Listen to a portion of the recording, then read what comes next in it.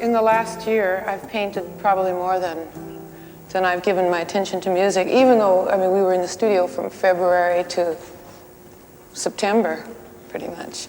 All that time I was painting. It's a different headspace. What do you find that you can say in paint that you can't say with the music then? What is it? Well, right now I'm talking to you. Ordinarily, this would be a silent process, and in the process of doing it, this part of it is mindless. You know, I'm just wind blowing leaves around, things falling off of things. This part is absolutely random and it's just intuitive. I don't have to look at it while I'm doing it. That's not the point. The point is to get a lot of colors on here all at once. In solitude, what it does is it clears the head. You know, it's kind of like summer following for me. If it would burn out, my talent would have burned out long ago, I think, as a writer or a musician, if it wasn't for the painting.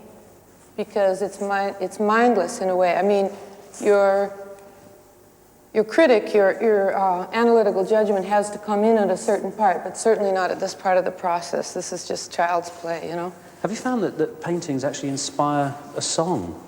That there's a direct correlation? Not since I began working abstractly. You know, sometimes there would be an image that I'd be compelled to paint that wouldn't make. It's just a picture is worth 1,000 words. It's just, that's all it is. You can't do it any better than that one little frozen depiction. And this is more like music.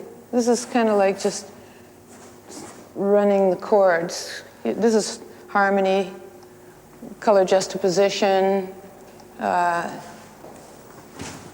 big beat. You have to imagine that this is like little snails crawling over leaves now with sticky substances coming out of their mouth. I mean, just this is chaos. All this is a lot of things coming at each other. And out of this come ideas? Out of this come Not thoughts? Yet. No ideas yet. This is the mindless part of it.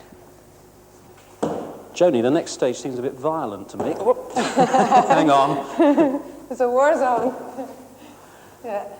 What? Do you get a lot of satisfaction? Is it very therapeutic, just simply to... Abstract expressionism. Invented by New York drunks. So then they kind of raw like the whole, like, plastered, beat on their canvas, you know. So this is a very boho phase of it. Yeah, you can beat it up now. This gives a texture that's like bird feathers. Oh, yes. It's like the veins of your hand. It's like soil erosion. When did you discover it? I was in a fit of pique. I splattered a painting that I was working on with paint. I thought, okay, this is my tribute to Jackson Pollock, and I splattered all over it. And it was hideous. I mean, he used latex paint, and it strung out nicely in lines, like fishing lines. It had some order to it, and this just kind of went all over the canvas, you know. And I was drinking cranberry juice, and so I took the jar and I started to roll on the surface of it. And these beautiful, you know, feathery textures began to appear. And now I am obsessed with these beautiful feathery textures.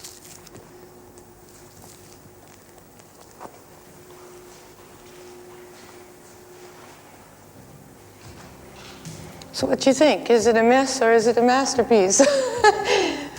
It's hard to tell.